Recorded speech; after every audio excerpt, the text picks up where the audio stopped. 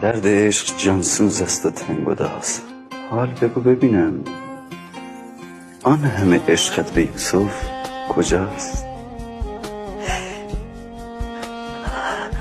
آن عشق هنوز پابرجاست، با تمام وجود آن را پروریده، درون سینه محفوظ داشتم.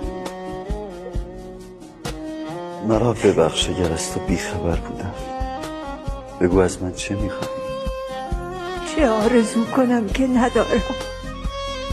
محبوب میخواستم که در کنار من است. معبود میخواهم که در محضر او هستم. تنها یک آرزو دارم،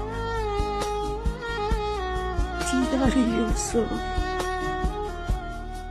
آنم دیده بینا میخواهد که من ندارم.